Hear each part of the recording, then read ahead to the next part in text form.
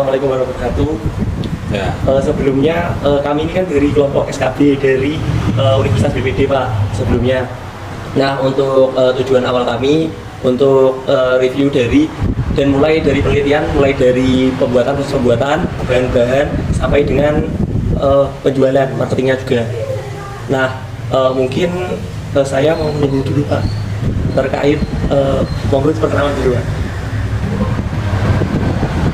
Perusahaan. Perkenalan galerinya terlebih dahulu. Ya, terima kasih. Terima kasih kehadiran tamu-tamu dari STY apa? BPD ya di galeri kami untuk menginput review tentang apa itu El Soraya, sebuah perusahaan UMKM kecil yang bergerak di bidang seni ukir, ya bidang seni ukir. Sebelumnya saya perkenalkan dulu, saya pribadi Fuad Hasyim. Fuad Hasyim putra dari Bapak Haji Mundakir bin Jauhari, Ahmad Jauhari. Jadi kami di sini bergerak di bidang seni ukir kaligrafi, fokus di situ. Ini generasi ketiga, berarti sejak zaman mbah saya, terus bapak saya Mbah Jawari, Bapak Haji Mundakir Jawari, dan saya Fuad Hasyim. Ini yang meneruskan bahasanya peradaban seni ukir kaligrafi. Jadi karena ini bagian dari peradaban kebudayaan sebenarnya yang dituangkan dalam bentuk relief itu, kemudian ornamen dan souvenir. Jadi seni ukir kaligrafi ini merupakan istilahnya kalau di Jepara itu bakalan dari leluhur, danyang ya kalau bahasa Jawanya itu kuno, zaman dinasti kerajaan kuno itu. Ini bakalan dari seni ejawantahan dari leluhur kita Jepara khususnya itu yang istilahnya punya skill, punya kemampuan pakartinya di bidang kayu. Karena waktu itu kan memang masih Jawa ini kan banyak kayu ya, banyak kayu, tidak ada besi. Era sekarang plastik dan sebagainya itu. Tapi kayu ini yang menjadi citra peradaban itu, di samping batu mungkin. Kalau arsitektur kerajaan-kerajaan Jawa ini rata-rata kayu. Kalau arsitektur di sana di Eropa itu batu. Nah ini jadi beda area, sehingga itu bagian dari seniman yang arsiteknya, teknik sipilnya termasuk bidang perkayuan dan sampai kepada ornamentalnya, bidang pahatnya itu. Ini jadi kami El Soraya ini sebenarnya generasi ketiga ini yang terakhir yang meneruskan idealisme ukir kayu. Jadi dulu tidak banyak ya yang bergerak di bidang kaligrafi ukir kayu tahun-tahun 60-an, sehingga bapak waktu itu ingin fokus ke kaligrafinya karena dulu waktu itu era tren motif itu ya masih menganut pakem lama, motif lama itu Majapahitan, Pajajaran, Jepara, Semarangan, Lasem, Cirebonan itu ada motif-motif. Kalau di Mulak waktu tahun-tahun dulu saya masih ingat itu ada Mulak yang namanya seni rupa itu di tingkat mulai SMP SLTA, dan itu bagian dari kebijakan lokal sebuah kabupaten ya, materi Mulak itu. Tapi saya tidak tahu sekarang karena masih ada atau enggak yang tingkat SLTP berarti, yang SMP. Jadi itu bagian dari istilahnya pelestarian budaya sebenarnya di era digerusnya teknologi era baru ini. Jadi sekarang eranya mintanya instan dan serba cepat, tapi seni ini tidak bisa seperti itu karena seni bagian dari skill, bagian dari kemampuan person yang harus terus ditempa. Dan tentu saja seni itu punya cita atau punya rasa tersendiri, punya pasar tersendiri dan selera sampai kepada pasar harga yang tersendiri, unlimited ya, tergantung pasarnya di mana dan pengakuannya oleh siapa. Itu seni ya, semuanya seni di bidang kanvas maupun ukir itu. Nah, kalau saya pribadi ini yang meneruskan seni El Surayat ini, El Surayat ini tahun 70-an ini pendiri Sulampita, penemu Sulampita bapak saya tahun 70-an yang sampai sekarang dipakai banyak orang. Kalau dulu itu diputus antar nama harokat ke tumpuan dengan huruf, itu diputus kemudian disulamkan gitu, itu namanya Sulampita. Dan itu konsep kalau sekarang istilahnya 3 dimensi. Bagaimana sih Pak investasi awal dari pendirian El Suraya ini terkait dengan modal dan lain sebagainya? Terus pendapatan usahanya itu gimana? Jadi kalau waktu bapak dulu memang modalnya hanya sekedar itu ya, sekedar istilahnya punya bahan sedikit, terus kemudian diproses untuk stok. Nah berkembang itu modal itu dari para customer pemesan, kan ada DP itu, ada persekot itu, sekot kemudian di proses, belikan bahan untuk tenaga tukang kayu, tenaga ukir, ya untuk kebutuhan produksi lah, proses produksi itu. Nah terus itu zaman bapak memang prosesnya semacam itu. Terus peralihan dari saya, bapak ke saya itu 2016 ya. Mulai 2016 saya meneruskan, jadi ini sudah mulai stok itu habis, sudah tidak ada produksi, tukangnya tinggal satu, itu pun datang berangkat sering. Jadi kemudian saya coba mengembangkan, saya juga harus belajar menempa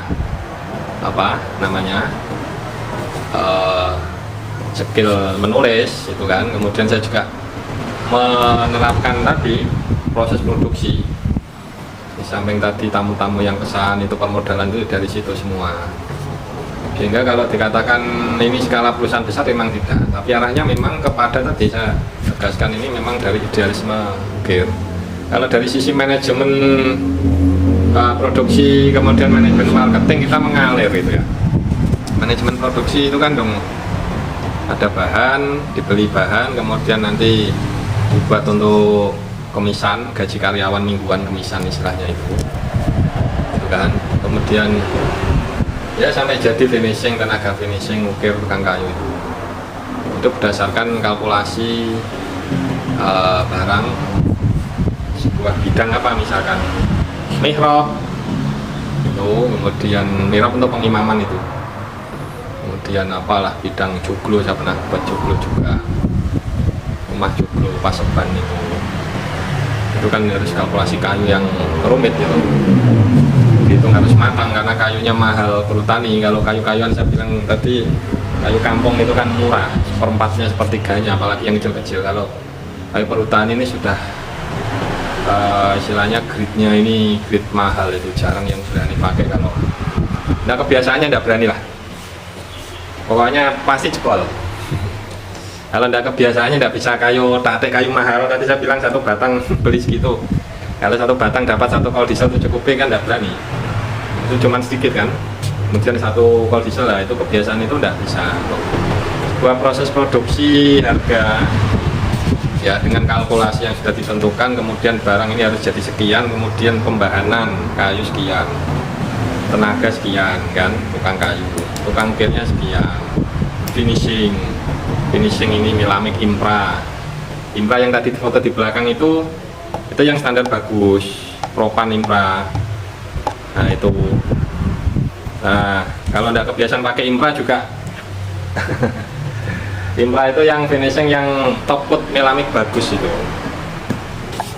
Nah ini jadi kalkulasi manajemen belanja, pembahanan, belanja tenaga 2, tenaga 3, tukang kayu, ukir, finishing itu, sampai resiko perjalanannya bengkak mulur waktu, kemudian ada keliruan pembahanan itu ya juga ingat di situ kan. Itu jadi ini bagian dari tadi modal belanja untuk produksi. modal belanja untuk produksi supaya standar barang ini standar barang pakem bagus, jadi tidak bisa disamakan dengan barang yang kelas-kelas umum, karena jati yang tadi saya katakan yang kampung itu seperempatnya sepertiganya harga jati perhutani. Itu dari situ. Pakainya yang kayu tadi. TPK itu yang dipakai TPK, jati TPK. Perhutani itu yang kelas hara, istilahnya kelas SI, super istimewa. Untuk pembelian bahan bakunya sendiri tuh kira-kira berapa Pak buat produksi? Ya tergantung kebutuhan kan, misalkan ini dipandang cukup untuk sebuah mirop ya, itu tergantung kebutuhan. Tapi yang kita pakai itu memang yang modelan besar ya, 50-an ke atas. Yang segini-segini itu bukan yang kecil-kecil, perhutani juga ada yang kecil-kecil. Tapi yang kita pakai yang tadi semindi itu kan yang 40-an, 50-an, 60-an kayak ini sampai 80-an. Ini modelan besar-besar itu. Nah, kalau sudah 80-an itu harganya lipatnya bisa dapat 10 kalau diperbandingkan dengan kampung 10 dapat 10 balok. Kalau perhutani yang besar-besar dapat 1. Perbandingan rasio harga itu cara bodohnya harga itu. Sama sedikit tanya nih Pak, untuk gaji karyawan sendiri itu dihitungnya per hari atau sebulan sekali atau per produksi? Nah, gajinya kalau kita di workshop itu harian. Kalau borong itu bisa per satu jadi, atau per apartemen itu enggak, itu hasilnya enggak maksimal. Saya katakan tadi ini kan 7 bulan lebih. Jadi selama itu ya saya enggak mengatakan kamu tata ini anggarannya sekian, enggak. Nanti kalau tak buat ini anggarannya sekian, hasilnya enggak maksimal. Jadi harus harian. Nah, rata-rata yang di pinggir jalan pedagang itu pula itu borong, makanya hasilnya enggak maksimal, jauh dari maksimal. Itu rata-rata itu jauh dari maksimal, sehingga harus harian untuk mencapai kualitas yang bagus. Ya, saya katakan tadi yang main atas dino umpama untuk sak kotak HP ini ya, karena kecil-kecil ini lama ini dino ini sehari segini bisa jadi. Main 7 bulan ini. Bang izin Pak, untuk yang selanjutnya mungkin terkait dengan visi dan misi dari El Suraya sendiri itu kan seperti Ya, nama El Suraya itu tahun Suraya tahun baru keluar itu hampir 75 anak nama sebuah nama capaiannya itu kan Suraya itu kan yang paling ujung dari alam semesta ini, cita-citanya setinggi itu. Jadi itu bagian dari penerapan sebuah idealisme seni ukir kayu yang dimana itu membuat karya yang terbaik itu kan dalam sentuhan skill yang seorang seniman yang punya keahlian khusus di bidangnya, kompleks dengan kemampuan wawasan SDM-nya itu dan penuh rasa dalam karya itu dari konteks visi misi. kalau dari konteks produksi bahan baku dan proses produksinya sendiri untuk El Suraya ini bagaimana? Oke, jadi kita fokusnya kan kayu ya, seni kayu. Jadi memang kayu itu menjadi bahan baku pokok. Nah, kayu ini persoalan yang kompleks. Tapi kita memilih ke jati. Jati ini cara orang kuno ini nama yang di alam semesta ini yang pakai nama jati itu hanya milik kayu. Tahu jati itu, jadi sebenarnya pembahasan yang sangat mendalam, spiritualisme dan filosofi dari sebuah kehidupan ini. Karena kita bilang jati itu kalau dikupas dari sisi spiritualisme, bahasa sejati itu kan bahasa hakiki. Penuangannya di mana? Jati itu diri kita. Jati itu diri kita.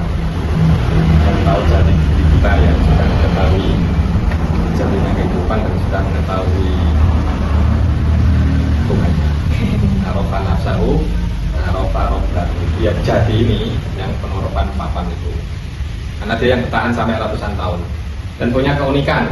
Bariban Jati itu banyak keunikan. Jati itu yang di samping bertahan lama, yang bagus itu dia punya keunikan. Jati itu ada macam-macam kategori, ribuan kategori ya, yang kayak bambu, yang kayak eboni yang hitam itu, sama keleng yang kayak mauni, yang kayak apapun itu Jati masuk semua. Selain itu tidak ada. Jadi Jati itu bisa masuk kemana-mana karena Jati itu menunjukkan karakter diri kita.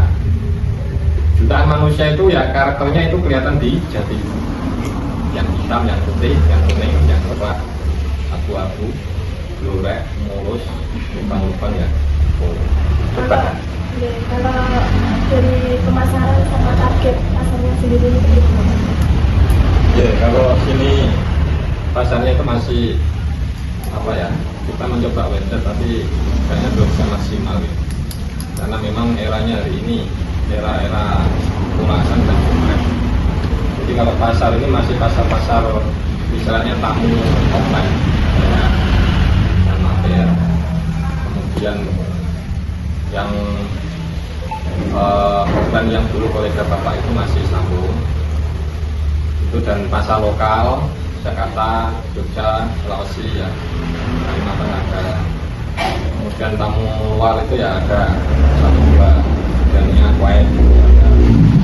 Arab Saudi, Timur Tengah itu kebebasan aktif ya, pelanggan kita untuk bagian kerajaan Saudi itu. Dubai itu lewat keluarga, lewat BIN, Badan Intelijen Nasional itu, tamu itu bagian kenegaraan.